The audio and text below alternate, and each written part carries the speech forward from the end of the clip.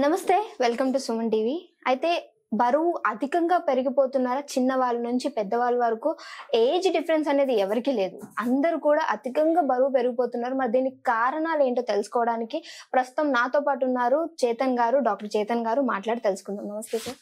నమస్తే madam. Sir, నేను చెప్పినట్లే బరువు అనేది చాలా మందికి సమస్యగా మారిపోయింది. చిన్నవారిలో కూడా అంటే చాలా ఫ్యాట్ అయిపోవడము, దీనికి కారణాలు ఏంటి ఉండొచ్చు? చూడండి, చాలా సార్లు ఏదో అండర్లైన్ కాజ్ కూడా ఉంటది. అంటే థైరాయిడ్ ఉంటది పేషెంట్లకు, అప్పుడు బరువు పెరుగుతుంది, స్పెషల్లీ ఫీమేల్స్ లో. మళ్ళీ హార్మోనల్ ఇంబ్యాలెన్స్, పీసీఓడి కానీ, థైరాయిడ్ ప్రాబ్లం ఇప్పుడే చెప్పినా కదా, దానివల్ల కూడా పెరుగుతుంది. మళ్ళీ ఇంకా వేరే హార్మోనల్ కి సంబంధించిన డిసార్డర్స్ ఉంటాయి, దానివల్ల బరువు పెరుగుతుంది. అది కాకుండా ఇప్పుడు బీపీ పేషెంట్లు, షుగర్ పేషెంట్లు, ఇప్పుడు నరాల బలహీనత ఉన్న వాళ్ళకు కూడా బరువు పెరుగుతుంది. ఎందుకు? వాళ్ళు మందులు వాడతారు కదా, ఆ మందులు వాడడం వల్ల కూడా కొన్నిసార్లు బరువు పెరుగుతుంది అనమాట. అచ్చా సరే, ఇప్పుడు ఇవన్నీ ఏం లేవు అనుకోండి, అయినా బరువు పెరుగుతుంది, తగ్గట్లేదు. దానికి ఏం అర్థం వస్తుంది? మన బాడీకి ఎంత అవసరం ఉంది, మనం దానికన్నా ఎక్కువ కన్జ్యూమ్ చేస్తున్నాం. మనం మన బాడీకి ఎంత అవసరమో దానికన్నా ఎక్కువ కన్జ్యూమ్ చేస్తేనే మన బరువు పెరుగుతుంది ఆ టైంలో. అయితే ఇవి కొన్ని కారణాలు. మళ్ళీ ఇంపార్టెంట్ ఇంకా ఏంది, ఇప్పుడు కొద్దిగా తింటే మనకు ఆకలి అవుతుంది, కొద్దిగా తింటే ఆకలి అవుతుంది, మనం ఆపుకోలేము. అయితే మనం ఫిజికల్ యాక్టివిటీ కూడా చేయట్లేదు మనం. అంటే మనం ఫిజికల్ యాక్టివిటీ పెంచుకుంటే కూడా మనకు బరువు కంట్రోల్లో ఉండొచ్చు. సో ఫిజికల్ యాక్టివిటీ ఉండకపోవడం, ఎక్కువ ఎంత అవసరం దానికన్నా ఎక్కువ మన బాడీ కన్జ్యూమ్ చేయడం, మళ్ళీ దాని తర్వాత స్లీప్ కూడా ఒక వెరీ ఇంపార్టెంట్ ఇష్యూ. స్లీప్ కూడా సరిగా లేకపోతే బరువు పెరుగుతాం. డాక్టర్ గారు, అయితే బాడీలో ఫ్యాట్ ఏది ఎక్కువగా తొందరగా పెరుగుతుంది? ఒకవేళ తగ్గించాలన్నప్పుడు, ఎక్సర్సైజ్ చేసినప్పుడు ఏది తొందరగా తగ్గుతుంది? ఇప్పుడు ఎప్పుడైతే వెయిట్ పెరుగుతాం కదా, కొందరికి ఫేస్ ఈ చీక్స్ ఉంటాయి కదా, అవి అక్కడ ఫ్యాట్ అక్యుములేషన్ ఎక్కువ ఉంటుంది. కొందరికి పొట్ట పైన ఉంటుంది, కొందరికి బటక్స్ ఏరియాలో ఉంటాయి.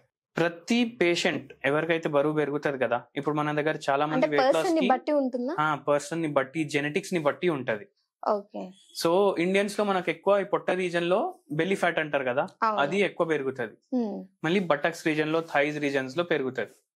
అండ్ ఇప్పుడు తగ్గేటప్పుడు కూడా అట్లనే. సో కొందరికి ఫేస్ పైన ఉన్న ఫ్యాట్ ఫస్ట్ పోతుంది, కొందరికి థైస్ మీద ఉన్న ఫ్యాట్ పోతుంది. సో పేషెంట్ టు పేషెంట్ అది చేంజ్ అయితేనే ఉంటది. కొంతమంది చిన్న పిల్లలు కూడా చాలా ఎక్కువగా బరువు పెరిగిపోతున్నారు. అంటే వాళ్ళు తినే ఫుడ్ లో ఏమన్నా లోపం ఉండొచ్చా? అవును, ఫుడ్ లో కూడా లోపం ఉంది. ప్లస్ ఇప్పుడు ఏమైపోయిందంటే స్కూల్ ఎట్లా అయిపోయినాయి, ఒక బిల్డింగ్ లో అయిపోయినాయి. గ్రౌండ్ ఉండదు, ఏముండదు.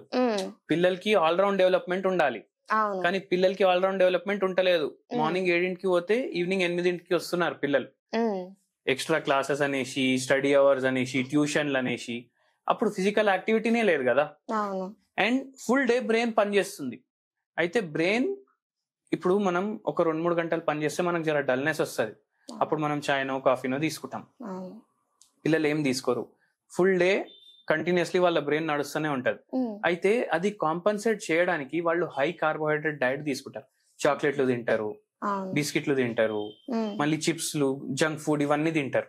ఎందుకంటే మైండ్ అడుగుతుంది అట్లా, మళ్ళీ నేను యాక్టివ్ అవ్వాలంటే ఇవి ఇవ్వండి అనేసి. సో అవి కొన్ని కారణాలు. మళ్ళీ పిల్లల్లో కూడా థైరాయిడ్ కేసులు పెరుగుతున్నాయి. మళ్ళీ ఎప్పుడైతే స్కూల్లోనే అమ్మాయిలు ఉంటారు కదా 13 years కి 12 years కి, అప్పుడే వాళ్ళకి పీసీఓడి వస్తుంది.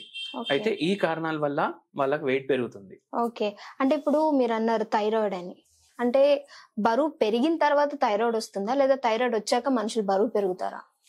థైరాయిడ్ వచ్చినాక బరువు పెరుగుతారు, కానీ ఆల్రెడీ బరువు ఎక్కువ ఉన్న వాళ్ళు కూడా వాళ్ళు ప్రోన్ ఉంటారు థైరాయిడ్ ప్రాబ్లమ్స్ కి, పీసీఓడికి, మళ్ళీ డయాబెటీస్ కి. అంటే బరువు వల్ల ఎన్నో రోగాలు వస్తాయి మనిషికి, అందుకే బరువు కంట్రోల్లో పెట్టుకోవాలని అంటారు. కానీ అందరూ బరువు హెల్దీగా ఉండాలి అనేసి తగ్గాలి అని అనుకోరు. ఎవరైనా ఇప్పుడు దావత్ పోతే అరే ఏంది లావ్ అయిపోయినావు అట్లా చెప్తారు కదా, అట్లా చెప్పినప్పుడు అరే నేను లావు కనిపిస్తున్నాను అనేసి బరువు తగ్గాలనుకుంటారు. హెల్దీగా ఉండాలనేసి బరువు తగ్గాలని అనుకోరు.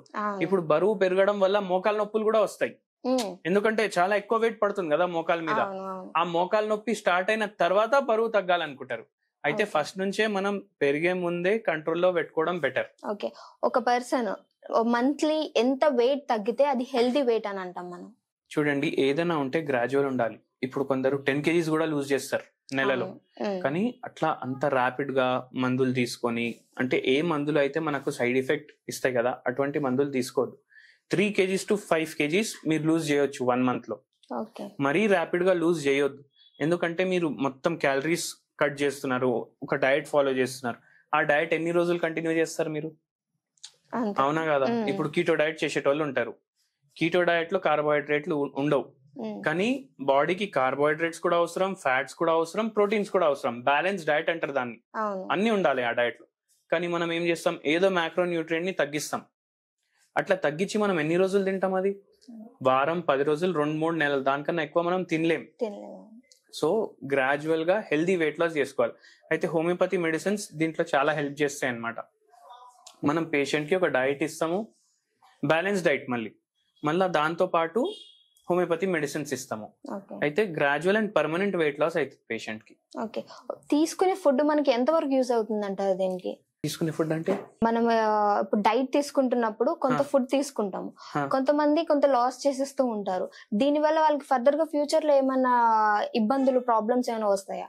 అవును, ఇప్పుడు హోమియోస్టాసిస్ అనే ఉంటది బాడీలో. అంటే మొత్తం బాడీ కరెక్ట్ గా పనిచేస్తుందా, చేయట్లేదా.